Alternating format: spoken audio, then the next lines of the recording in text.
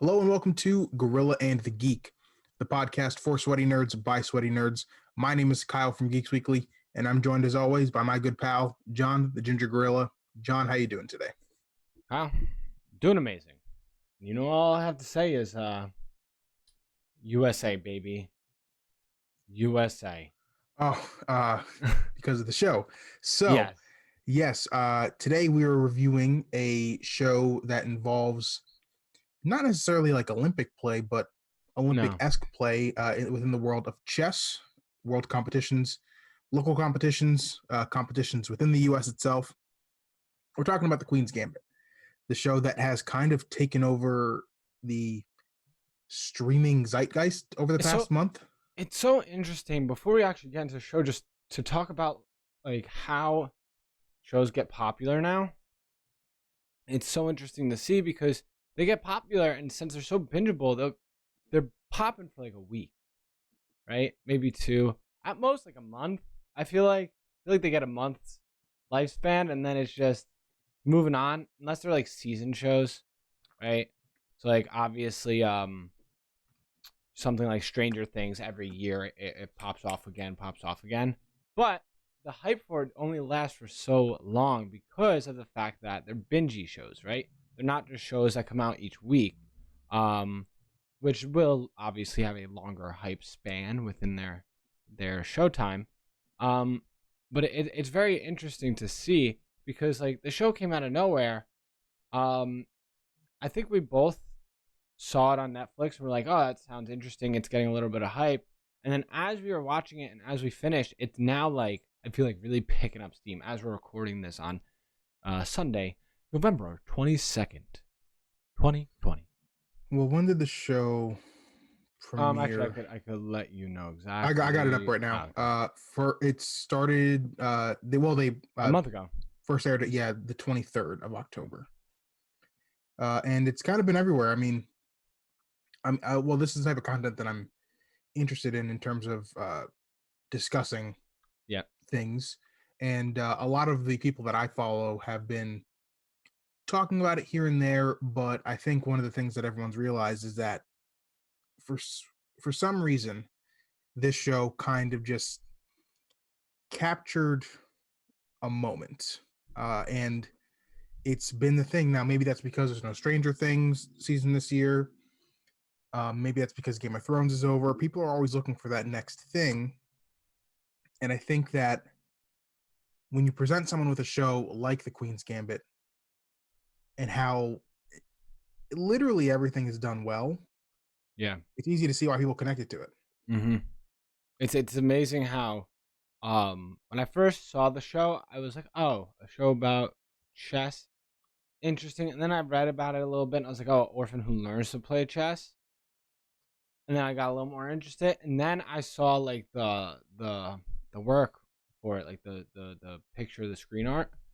And it was like her and it's chessboard, but it has the pills and booze on the chessboard, like her mini airplane bottles as like a chess piece. And I was like, oh, this is really interesting. And then I was like, you know what? Everyone all I've heard is good things about it so far, or seen on the internet is good things. Might as well check it out. And then you talked about let's watch it for the next podcast, and I was like, sure, plan on watching it anyway.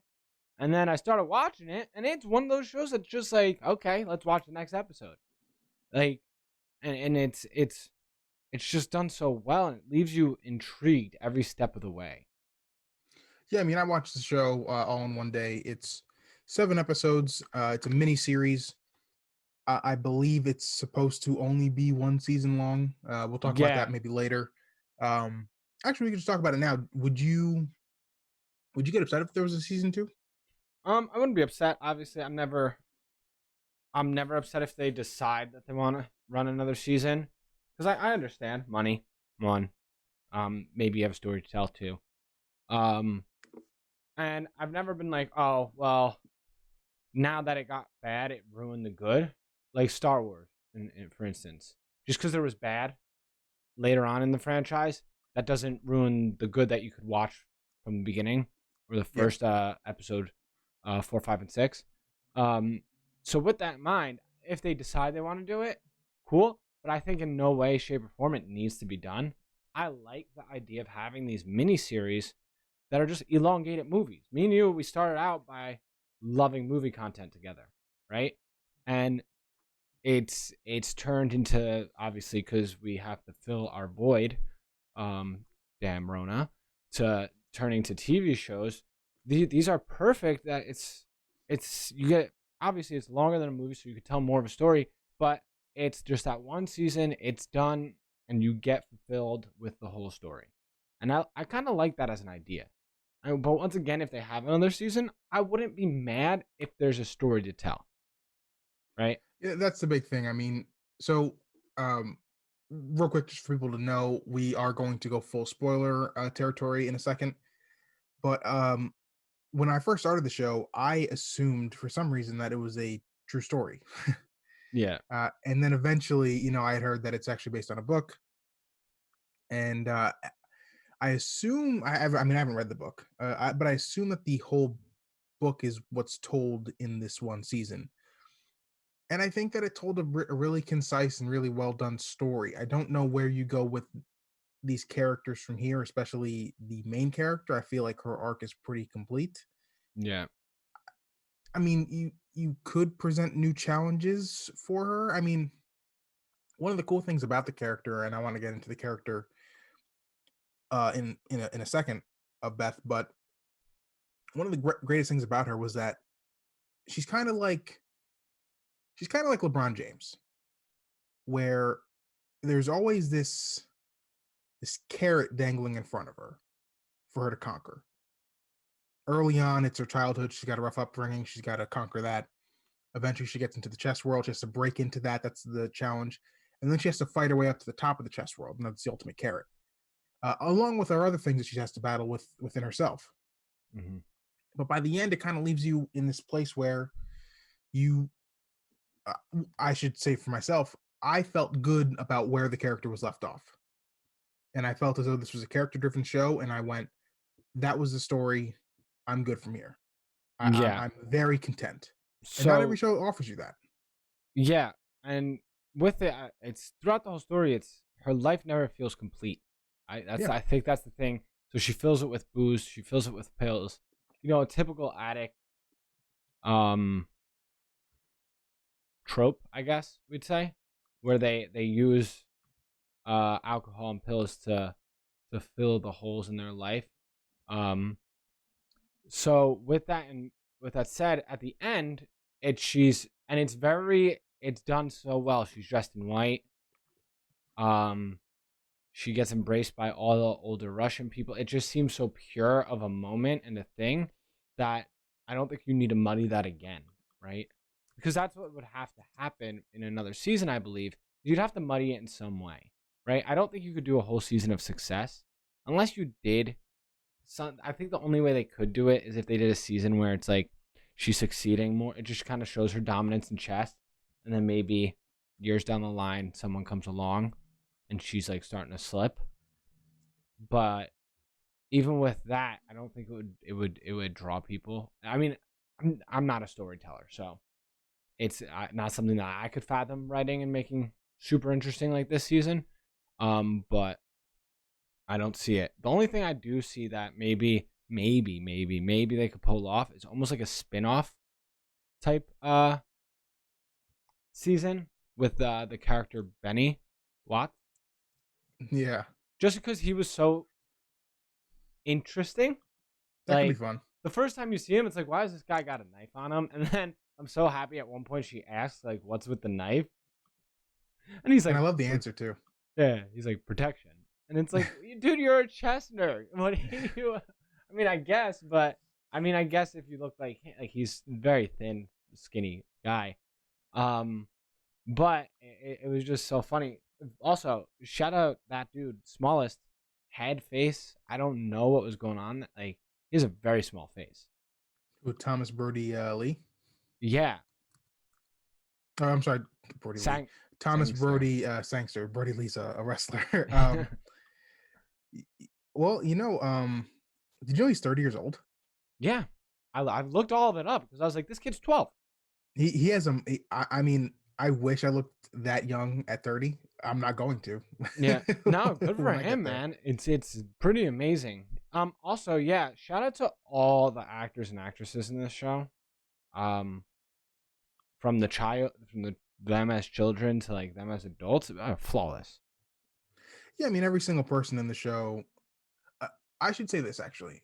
We don't want to discredit the actors. I would credit every single person involved in this Yeah. production because I think so. I will go ahead and say that this is my favorite show I've seen all year. This might be my favorite visual content period I've seen all year. And that's because every single portion of this thing is shown to have been taken care of. Mm-hmm. There was not one shortcut taken, no corners were cut.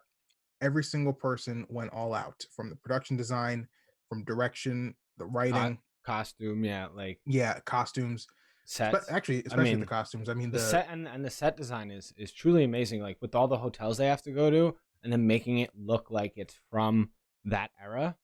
I was like, we well, my girlfriend and I, shout out Punk Box, uh, we were watching it, and she was like, "How do they like? Do you think there's like more green screen used? Like, do you think they built a set?" I was like, "I'm pretty sure this was a set build." yeah, I'm almost positive Like, it was built or they sets. like, or they found like a retro looking hotel, and they kind of just put some money to spruce it up, and then there we go. But like, because like like a lot of the sets, it's just like one or like almost continuous shots or like quick cuts where it doesn't look like you're like going from one set to another. It looks like it's one big one thing. Which is, I mean, once again, as you said, they like everybody did their job. They did this the Patriots way, where everyone was like, "This is my job. This is what I'm going to do, and I'm going to focus on it doing the best." And I think it was done flawlessly, as you said. Yeah, 100%. Even I mean, the first episode, you start off with Beth in the was that an orphanage technically, or was that like a what would you call that? No, that's an orphanage. It's a girls' home though. It was like an orphanage just for young girls. Okay, so even the set design for the orphanage, that's a very it's purposely done this way, but it's a very dreary looking set, but it's also not dreary in like a bad way to where it could get boring or not interesting to look at.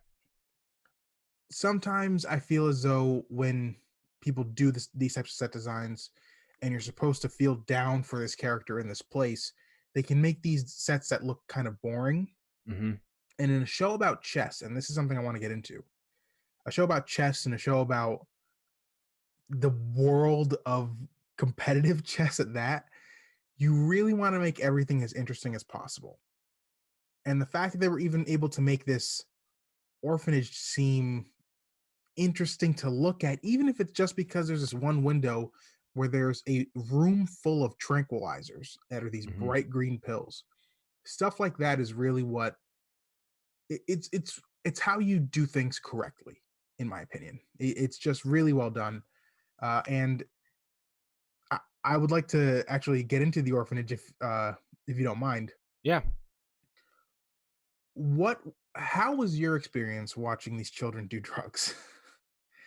Because I'm Um. gonna be honest with you, it was kind of hard for me to watch at first. I was kind of like, "Whoa, this is where the show is going. We're hardcore, okay?" Because I know nothing about the show before going into it. It didn't really. I don't think I had that type of reaction. It was just kind of something like I was like, "Oh, this is how it was done back then." Like, I wouldn't be shocked if in the '60s or early '60s they gave these kids tranquilizers because there's just so many, and we don't feel like actually dealing with all their personalities. So give them this calms them down. This puts them in a sedated state. Like, just give it to them, and we'll be good to go. Um, but then even with the idea of her saving him for the night, it didn't. That was more of just like, oh, they don't like the way it feels. It makes them feel. I didn't really click of like them doing drugs and like the sense of doing drugs. Um, but yes, that's kind of funny that. I mean, and it was when she got addicted. I was like, well, yeah. And then they yelled at her, and I was like, well, what do you expect? You got a little girl addicted to drugs. Like, you got her addicted to tranquilizers. Obviously, she's gonna go and try to get more when you take them away. Yeah, 100%. I mean, I really did love the character of Jolene right away. which is Beth Harmon's best friend in the series.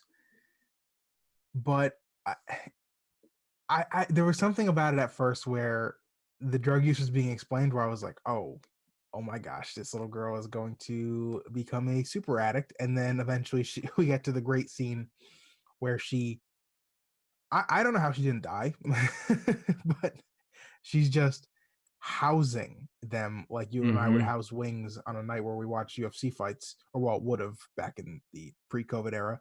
Yeah. And it's part funny and part shockingly awful to watch. Mm-hmm. I mean, you know the character is going to be okay because it starts off with a flash forward before flashing back into her childhood. Mm-hmm. But instantly, I found myself hooked on the character, and I was so interested in her because she was such an oddball in that she's very quiet and to herself and very stern when she speaks. Mm-hmm. But she finds this thing, well, these two things that she loves, and one is tranquilizers and one is chess. But you automatically see that this person is not someone who handles things in small doses. Yeah. And yeah, I thought that was really, really just kind of fun to watch. What about you? She has, yeah, it was very interesting to see her grow as like a, because like as you said, she was very reserved, like so like in her shell, and then all of a sudden she starts coming out due to two things she's obsessed with almost, like the chess she got obsessed over, and then it's also she's obsessed with pills. It's a very like once again an addict mentality of like, oh, And they're interwoven with each other because she uses the pills to become better at yes, chess. which was very an interesting thing that she did with being able to see them like in the ceiling. I thought that was a lot of fun, um, but it was it was very interesting. And once again, shout out that young actress because she did a really good job of conveying like kind of almost no emotion most of the time. Like she was very stern, which it makes sense because of everything that she had go on with like eventually we seen the flashbacks. Um, but it was a lot of fun to see her kind of grow into this younger lady at that children's home of the orphanage or whatever you want to call it. It was a lot of fun, and it's even though it's not real, it's fun to see someone embrace an obsession or a hobby like that and like go full for it. And I think that was one of the reasons, even though this show is basically about people playing chess, and that's not necessarily in pop culture cool or a mainstream pop culture thing. I think the reason it's attracting people so much isn't just like the background story. Um, it's fun to watch people who are so passionate about things do the things that they're passionate about. Like for instance, all the characters in this show, even though especially a lot of the dudes in the show were super nerdy, super goofy, and kind of just like cornballs, they were passionate about chess and the level of seriousness they talked about it with, and just the dedication to that life. It was so much fun to watch, because you're like, wow, this is probably real. Like this probably happened. These things, like people probably get together and they meet up and they talk about it this way and they analyze games. And then I thought back because I remember seeing on Twitch like that there was a chess stream up and it had like good numbers, and I like watched it for a little bit before this was before we start this show came out. So I was just watching for a little bit and I was just like I was kind of like, wow, this is really cool that these people have a place to just talk about the game they love. Um, and it's just so interesting and that there's these niches and these communities that are around that you might not be into, but people are so into. Like Yeah, this for is sure. their thing, right? And that's really cool to see, especially with a game like chess, because it's just so almost mysterious in a sense. Because like I could play chess, right? But like that's basically it. I know the rules. I know how each piece moves. I have a general, very, very, very, very general understanding of the game, and I could beat someone else who's just started it. Like, and that's it. And then there's so many levels above that where these people are able to picture games and moves ahead and like different options and paths, and Like what they were doing, and that the idea of them playing it out while they're staring at the board, that's what people do. And that kind of that boggles my mind in a sense. Yeah, for sure. I mean, well, number one, if anyone out there is like does enjoy listening to people who are very not just passionate but intelligent about what they about their craft, one of the reasons the one of the many reasons why I was so sad about Kobe's passing was there was no one I preferred to listen to speak about their craft than Kobe Bryant. I recommend anyone out there, even if you're not a basketball fan, go watch any of the recent interviews that he had done over the past 2 to 3 years about anything. It is captivating to watch that man speak. And that translates directly over to what John was saying about seeing these people discuss and dissect this game of chess. And one of the great things about having these platforms like Netflix, Hulu, HBO Max, whatever the case may be, is that we do get to have these series and these movies sometimes, or even books or comics or whatever you want to reference about these worlds that we, as the general public, don't necessarily get a look into. I mean, every hobby has its own subculture and its Mm-hmm. own rules and norms, and we wouldn't really get to see into those types of worlds. I mean, that's why Breaking Bad to me was so interesting. Not only was a show well written and very entertaining, but I don't know what the world of a drug dealer is like, Mm-hmm. and that's what that show provided me. Even a show like Friends, that's a cool show to me because I don't think I'll ever know what it's like to be a 20 something finding my way in life in New York City. With That's a really apartments, attractive with world. And apartments that are infeasible to pay for. yeah, I mean, logistically speaking, it doesn't make sense, but that's one of the reasons why I think that the show is so enticing is that it gets, not only is it a look into this world that we don't know, but it makes it look interesting. You Yeah. know, I watched Jeremy John's review of the show, and he said that it felt like he was watching a rock star story with all the drug use and the alcohol. And it kind of does feel like that, but in the world of chess, which is something that's been chastised for decades. Mm-hmm. But it is one of the longest lasting games of all time for a reason.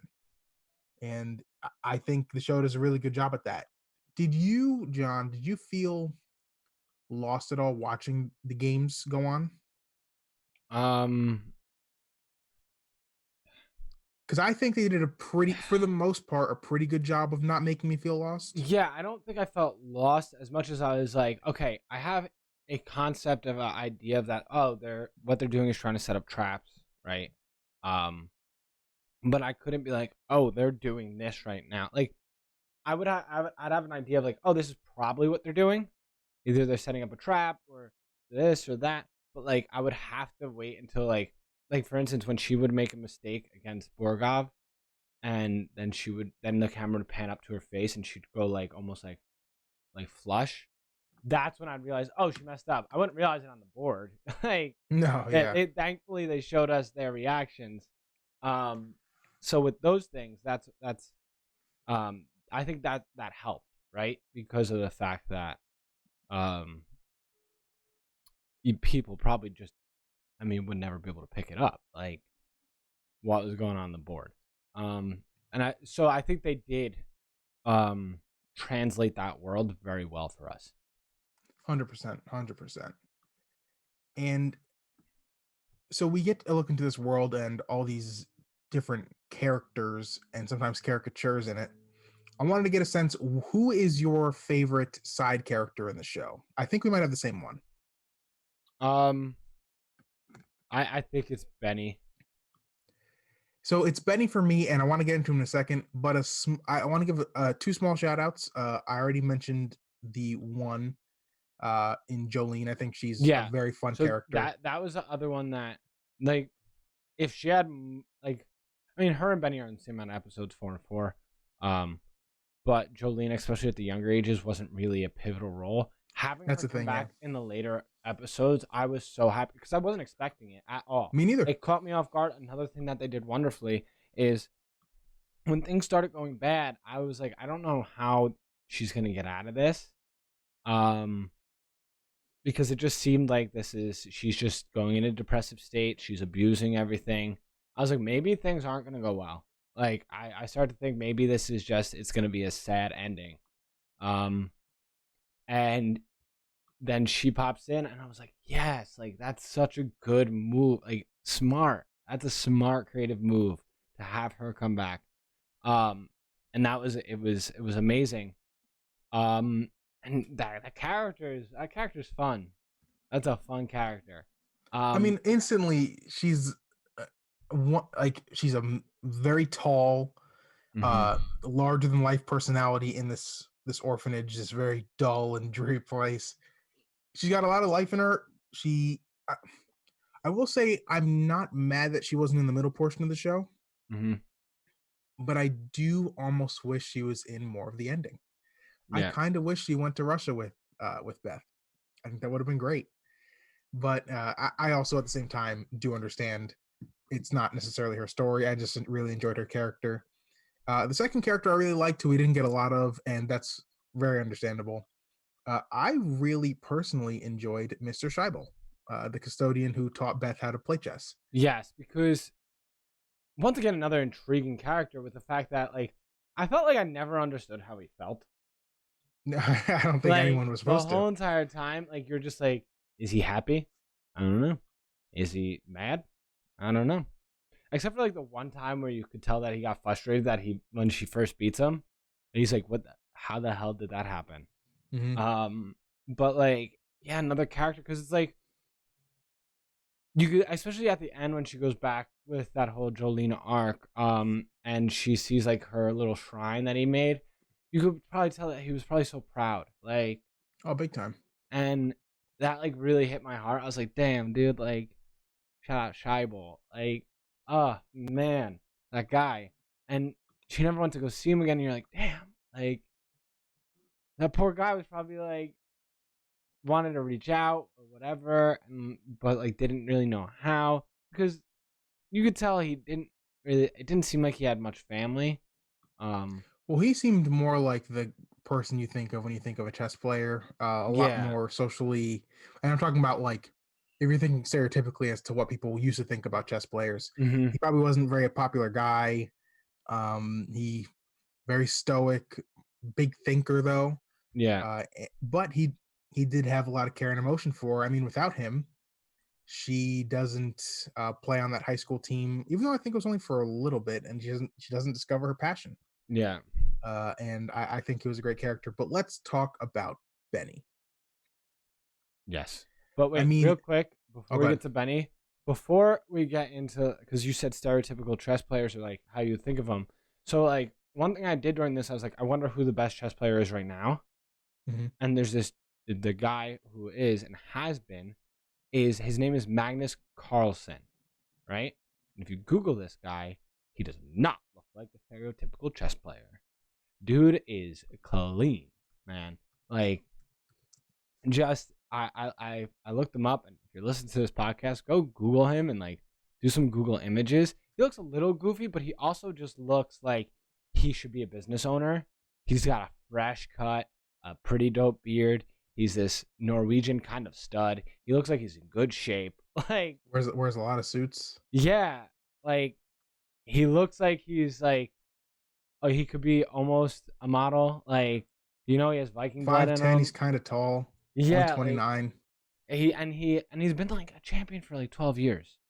Like, so it's like one of those stories of like he's 29 now. That means like at 17 he like was a chess champion, and I'm like, this is like a thing that happens. Like, um, so I just that sorry, that was just like a little side tangent. I saw him the other day and I was like, I have to bring this up during the podcast. And with the whole stereotype talk, I knew this was a perfect moment, especially because going into Benny. Um, He's actually the youngest player to ever be ranked number one, so which is like, it's almost like this show in like a different vein or a different world. mhm. Um, but dude, Benny, yeah, such an intriguing character, and the way they play, like they first give you a little taste of Benny at the first time you see him. Mhm. It's like, oh, who is that guy? Like, what the hell was that? I thought he wasn't even like a real like. I thought they were gonna play him as like a character where he doesn't actually play in competitions, but he's Mhm. just known to be like if he did, he would be so good, like because he's just that strange oddball almost. And he's like the bad boy, or like he played underground chess, like that. I thought that was his gonna be his thing, like he's Like like an he was more underground, like the what was it, speed chess that they were playing where they were yeah. betting money? Hmm. Oh, that would have been Like cool if that was his thing. Like he like only did that. I thought that like this is how they're gonna play. The first time I saw him, I was like, oh, I wonder if they're gonna do like he's the bad boy of chess, like underground, like he could have been grandmaster, like could have been all this, but he went underground and got seedy, and like then he kind of takes a liking to her and like helps her out, which I mean kind of happens, but in a different sense. And I was like, I wonder if that's how they're gonna go. And the path they do go, I wasn't mad with. It was very interesting, but like, Yeah, man, what an intriguing character. for sure. I what I really like about him is, sexism is a definite part of the show, and you have this character who is a cowboy with a mustache and a buck knife, and you assume this is probably the most sexist guy in the room, but he actually it isn't just like appreciative of who Beth is. He like Hmm. wants to push her to be better all the Yeah. time and cares for her and tries to help her reach her end goal.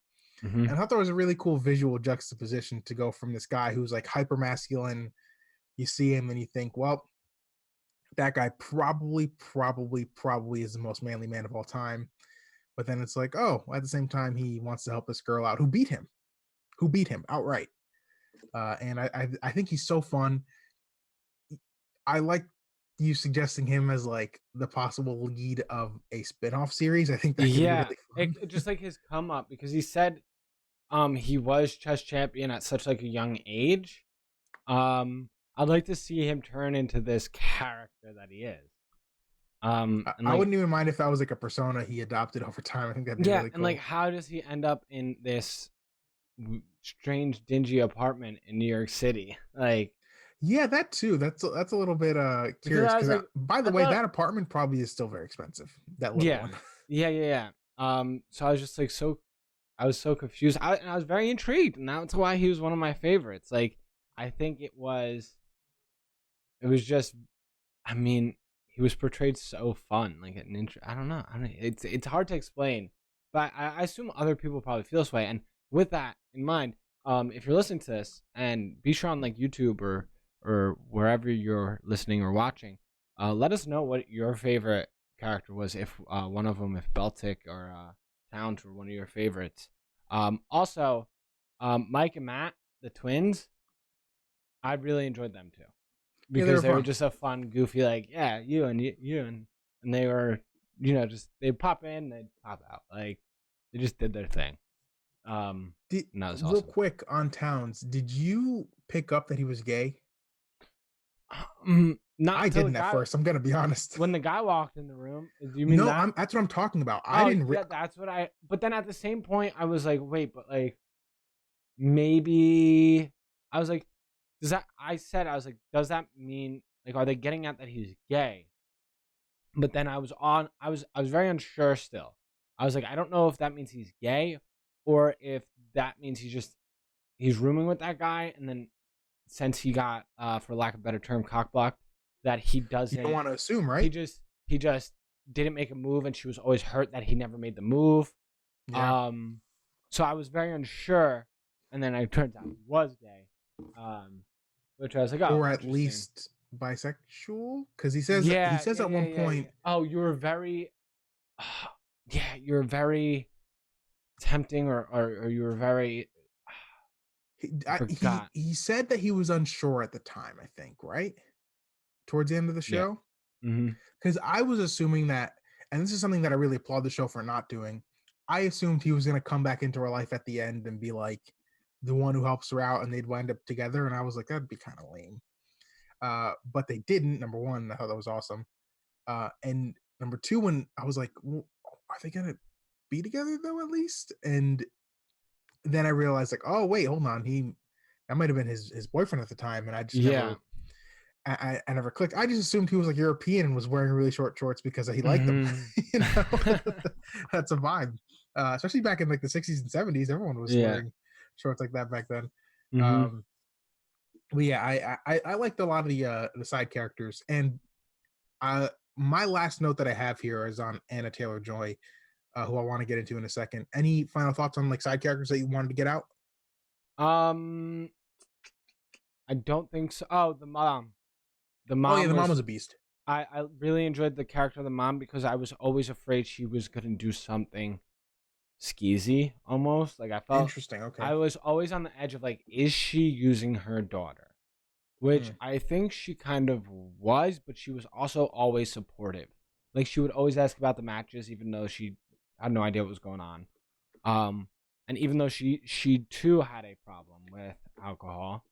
Um, Well, the alcohol is what they said that gave her hepatitis, right? yes, because her liver was going into failure.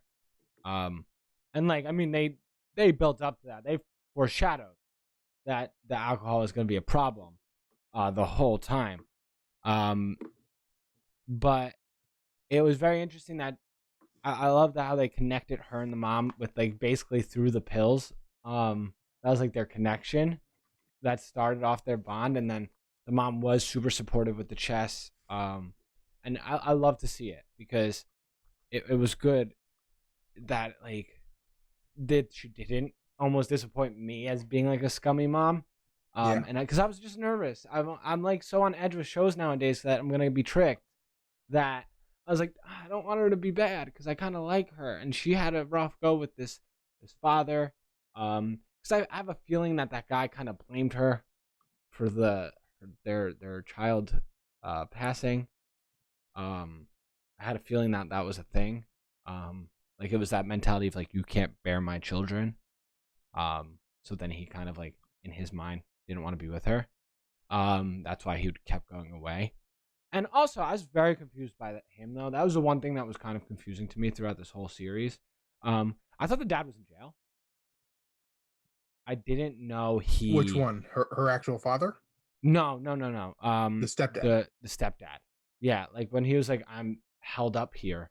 I thought that meant he got like arrested for some reason Okay. because she was also because like even her stepmother, Alma, she was like, "Yeah, I'm like a widow now" or something. She said something like that. I was very confused by that, but I guess he wasn't ever arrested. I guess he just said, "I'm not coming back." Yeah, he skipped And out on her. very 60s thing. Um, but yeah, like that was my last shout out for like little side character because that was very once again very well done character to add to the story. I didn't feel like any characters took away from this story, which is Yeah, I agree. hard to do. 100%. And the thing that I wanted to wrap up my thoughts on for the show was Anna Taylor-Joy. Yes, I I mean, think she is a super duper star. yeah, like and who would have thought from the girl from Split? Like, And by the way, the thing that I think is going to put her in movie stardom mhm. is she's playing Furiosa in the Mad Max spinoff Ooh, Furiosa. wow, She's playing the yeah, young version, that's gonna be good. and Just I cannot wait for that. Oh my gosh. yeah, she almost has the face for it. I and I hope that there's like a badass head shaving scene. I hope it's I Hmm. hope it she gets every ounce of what that character's story could have been or could be. And I hope she gets that opportunity. I think she is an incredible actress. Bro, it This almost good. sorry. No, good, Because good. I'm looking at her I'm what doing the she's same. in. She was in Peaky Blinders and I've heard a lot of good things about the show and it almost makes me want to watch that show just to see her in it. Just because of her, yeah. Yeah, like um because like she was in New Mutants and you know, I didn't ever watch it, but That was unfortunate. Yeah, I yeah. didn't hear any good things about it. I heard that I didn't have to watch it. That was the thing. Um but yeah, that's you're right. That's gonna be something really good, and it's cool to see. Like that's what I like about watching a lot of content too. Is you get to see people's careers build almost like Yeah, you get to see because the ascent. yeah, because like in Split, I wasn't the main character, but she was up there, right? She was I'd say she was co-lead with yeah, Why can't I think of his name? Died. Like James McAvoy. Yes. Jeez, Um, was but not the lead in Glass. Glass though. But like she was there, right? And those we Probably the saw best her and part we're of that like, movie though. I'll just throw that out there because that movie yes. disappointed me, and I don't want to talk about it anymore. Keep going. Um, and then she just built. You know, she also now I've heard this from Tom Segura. So don't quote me on it, but she oh yeah, no, right here it says on her IMDb too. She grew up in Argentina until the age of 6, so she speaks fluent Spanish. Like apparently her Spanish is like perfect. Which you wouldn't expect, because especially in this with her, she's a ginger. Oh, shout out ginger representation, okay? Is she a natural ginger though? No, but Okay. I don't think so. Maybe like a dark auburn, like So kind I'm of like seeing how her with mine. blonde hair. I'm seeing her Yeah. with she had dark brown hair in Mm-hmm. Split or whatever. Yeah, so it might be like She's that dark brown where like in certain lighting it might look a little gingery, but that's it. and dude, she's young. She's 24. We have a lot more years of her ahead. Yeah. I mean, the stuff she's doing in the show is incredible. The range of emotion and energy she displays Mm-hmm. per episode and per scene. She goes from static and stoic to furious to drug hungry to happy and to sad so often, and Mm-hmm. it's really just like she's carrying the show, even though it's a really well done show. Yeah. If it's not for her type of a performance of that caliber, Mm-hmm. it's not as good, like nowhere near as good. You need Mm-hmm. this the show is centered around this character. She's carrying it, and she does such a good job. I'm so pleased that we got to see her in this, and I really can't wait to see what she does in the future aside from the Mad Max role. Yeah. So once again, like, yeah, I mean, she killed it. She killed it. She killed it. And it was I think this might be her little like coming out party for her as like It an might be, yeah. actress. And what a fun like I mean I always assume like actors and actresses have roles that they probably like are like, yeah, like I loved that role. I feel like this had to be kind of one of them because of like the character growth and like the range that she had to play. Well, it had to be like where you get to stretch that muscle a little bit and like kind of show off your acting chops.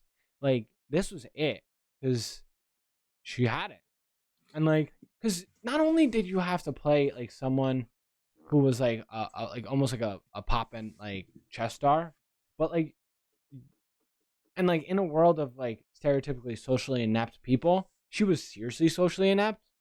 Like especially in the beginning, like where she went to that first college party and she's like, where she's like staying in the people's house, and you're like, this is her This is first time. weird. Like this is her first time like having this experience, and we're watching it. Or like when she does sleep with Watts, and she's just like, oh, so that's what it's supposed to be like, and you're like, wait, this is only her second time like having sex, and it's like, whoa, like that's crazy because her first time she didn't enjoy. Yeah. So it was just like one of those things that you got to see, like you got to see her grow as like in a social aspect too. Into a woman, you know? Yeah, it was man. So much Yeah, fun. I think. Question: Did Go ahead. sorry? Did you realize when they switched her out, like What do you mean? as like a from when they had the young girl playing her as a young girl, and then to when they switched to her? Do you know when that happened? I could tell you the exact scene. I was Well, like, oh, I know that they it's switched it. after the drug overdose. Yeah, yeah. So it's when they like looking out the window Mm-hmm. and the I only noticed it because I actually only noticed it because of Jolene. I saw her smoking a cigarette, and I was like, "Oh, yeah. they're definitely older." And then you see Anna Mm-hmm. Taylor-Joy. I'm like, "Okay, yeah, confirmed, confirmed." I saw like you see, it was her side profile that kind of gave it out, Mm, because she has like the thinner nose, yeah, and I was like, oh, this they switched. It's okay, we're back. yeah. Um, and I thought also like the one thing that I enjoyed that they did was the beginning scene of her waking up in Paris. I thought was gonna be the end of the show too. Like I thought that Me chess too. match was gonna be the end. I was like, damn, like it's so I don't want that to be the end. And that wasn't. And that was fun. But speaking about the end, how did you feel about the ending? I liked it. I felt very satisfied with it. I at first uh, I wasn't sure what she was doing, Mm-hmm. but then I realized, oh wait, she's just now able to enjoy chess and just Yes. love the game. She's And I thought that happy was with a really life. good way to end it. Mm-hmm. And like I said earlier, it was so cinematically beautiful because it just seems so pure. She finally is pure. She finally has a lot of burden off her shoulders almost of like I don't think there's any more like people look and be like any more expectations. Like she probably doesn't feel that pressure. She probably doesn't feel alone anymore.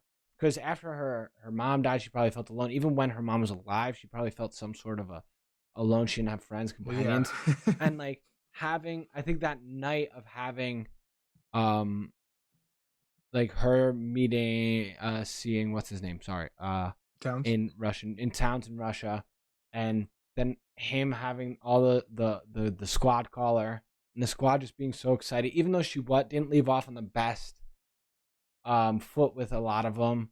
Like Watts, he hung up on her. Um, Beltic just drove away in the car. But they all came back to support her, and like in my head, I'm like, oh, she's going home, and she's got a group now that she can feel comfortable with, and that was great to see, and it was very refreshing. I do, as stated earlier, watched it with my girlfriend Punkbox, and she was a little indifferent about it, and I was curious about that.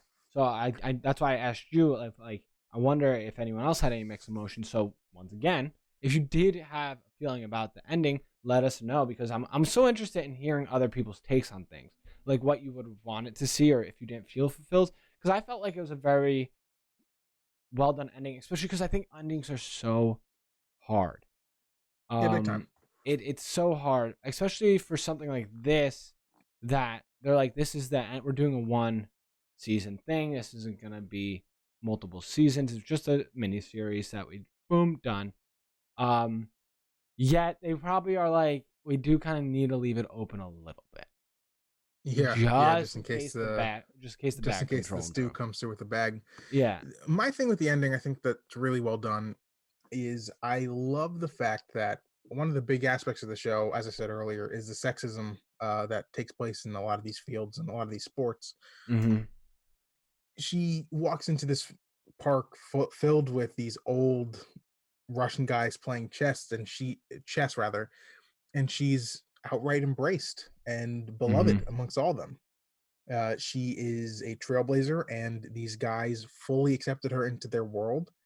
And not only is she a part of the world, she runs the game. She's Yeah. now the top dog. And I thought that was really sweet, really well done. It left me feeling good. And a lot of the times, the show does not make you feel good. You're entertained, but it feels you're getting beat up a little bit here and there with things that are happening to this character. And it finally leaves you on this note of like, I feel as though I went through the gambit with this person and she came out on the other side on top, and I'm really happy with that. So that's Yeah. that's kind of how I felt. That and I liked because well, if you do follow and watch some of the content we put out, you know that the last two podcasts that we did were on Haunting a Blind Manor and Haunting a Hill House, where the endings they were kind of like a upbeat, but I still had a lot of dread mixed in.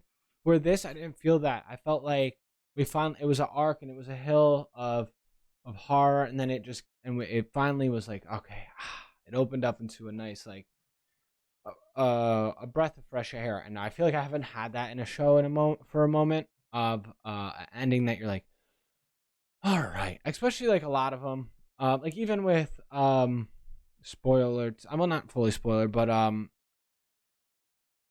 Breaking Bad. If you didn't watch Breaking Bad, close your ears for like 5 seconds. Well, Um, just to just keep it I'm not. spoiler Yeah, like free, it just. I there's felt no like point there's in that show where you're feeling I happy. exactly like I didn't have that feeling of breath, like the breath of fresh air.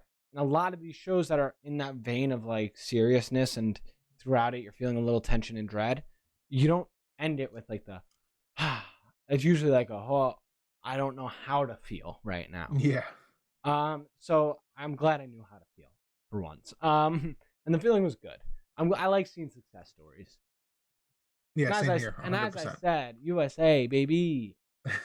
um, like, uh, does this what's that movie? What's the hockey movie where it's the Mighty Ducks. no, the one where they beat the USA team beats Russia. It's about the Olympics. USA hockey I'm still gonna say the Mighty Ducks. beats Russia movie. I'm sure there's one that I haven't Oh, watched yet. Miracle. Okay. So that movie is like the pinnacle movie of like that era of like the United States battling Russia. I think this was in the 80s though. Where like we're going back and forth in sports, like it's on Netflix right now actually. But Miracle, it gave me that same mentality of like United States versus Russia, like no one could beat them, like they're the champions, and then the underdog comes out. Like I felt like she was never like her going into that chess tournament in Russia. I don't think, except for the people around her, I don't think anyone truly believed that she could do it. I don't even know if she believed that she could do it. She said, "I don't think I'm gonna win." Like, even when Jolene gave her the money, she was like, "Yeah, but what if I don't win?" And then Jolene's like, "Well, at least you tried. Like, I'm glad that you at least had the chance." So it was like, yeah, she did it. Like America, like shout out that Yeah. rivalry. But once again, it was a good feeling again. Like it was all just is great feelings, and even the way Borgov when he lost to her, like the sportsmanship that was involved, it was nice to see, and it really reflected her character because she was kind of salty every time she lost. She'd like get up and stampede away, where other men did too in that the Russian tournament. A lot like the one guy like flew through his chair back and like stomped off. Mm-hmm. So it was good to see like Borgov be like professional and like give her a hug and like almost he knew like the new reign, like his reign was over. Yeah, it was definitely very refreshing. And for me, one final shout out the Queen's Gambit for having the first ever chess playing uh, Rocky training style montage sequence. Oh And it's multiple yeah. times throughout the show. And John, before we get out of here, any final thoughts on the Queen's Gambit you need to let out there? Just overall, as you said, this may be the best piece of content of visual content all year. I mean, that Jordan doc was a hitter. So, but Yeah, that was a good one. different vein. But like in terms of cinematic content, especially since we haven't really had movies this year, Yeah. this filled that void. This filled that void, and this gives me hope in the fact of cinematic content. Like, if let's say movies never do come back in the same vein that they will, miniseries like this, that's the lane that I could really get into of having almost a substitute. It's not going to be the real thing. It's not going to give you that feel of sitting in a theater, but I really like the idea. I hope people do take a little more to this miniseries thing of not having to put a show on for way too long. Walking Dead, Game of Thrones, things like that. Because sometimes when it goes through, it doesn't end the best way. So having this one season, you tell the story you want to tell, and then you're done. Same thing with Hill House and Blind Manor. We said it's just that one season. It tells the story and then moves on. I'm really liking these shows that do that. It seems like it leaves room for less errors, which gives better television. And once again, huge shout out to everybody who worked on the Queen's Gambit because y'all killed it. Like you guys made chess cool. Like I kind of want to like. I was talking to Punk Box and was like, yeah, we should start playing chess again because we played one time because she never knew how to play, and obviously I destroyed her because she was learning as she was playing.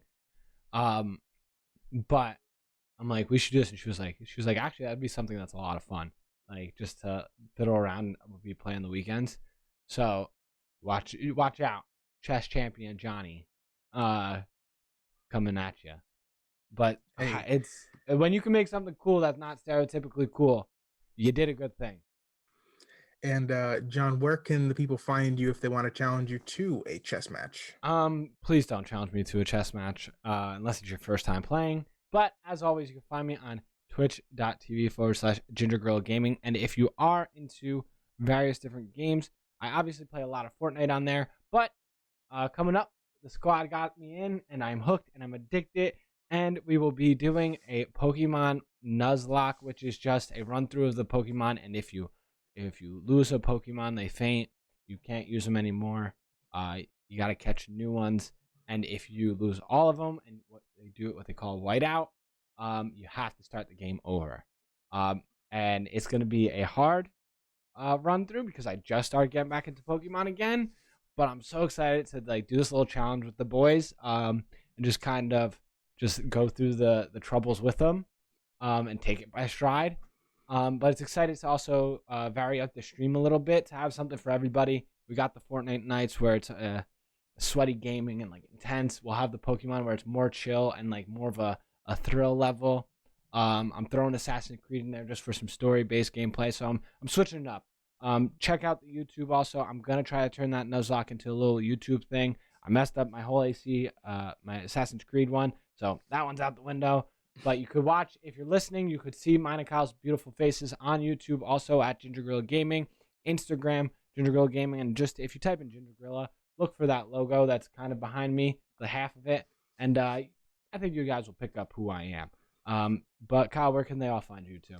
You can find me on Twitter and Instagram at Buff Charmander. You can find me on YouTube, youtube.com/geeksweekly. I might be doing some sort of analysis for this. I'm not entirely sure yet. I will be discussing Marvel Spider-Man Miles Morales within the next coming weeks. I'm also probably going to be discussing the movie Her, starring Joaquin Phoenix, at some point in December with a little analysis video there, possibly. That'll be one of the Sweaty Dive podcasts I do with our good buddy KG. I'm also, the week that this podcast is releasing, KG and I will have released a podcast on American Psycho, so make sure to go check that out. That should be a good one. We filmed that yesterday, and I thought it was a pretty good conversation. And you can find me on John Streams. I'm a regular voice there. You won't see my face, but you'll hear me try to make some dank memes. Awesome. And Kyle, just one last thought. If you had to give this a score out of 10, what do you think you would score it? Man. Oh wow, that's a tough one. I would say at least a 9. I love the show. The only thing that I think would have made it better, oddly enough, I think towards the end they stopped showing a lot of the actual chessboard during the games and focused more on the characters. I kind of would love to see some more of the chess moves, honestly. But outside of that, not many complaints. Same. I would a 9 or a 9.5 even. Like, because there wasn't really many loose ends. Obviously, I said the whole dad thing earlier on was a little like, but that's it. I loved it. It was such a good show. Thank you to everyone who worked on it for giving us another piece of quarantine watching, keeping us inside, safe, and watching content, and letting me and Kyle get sweaty.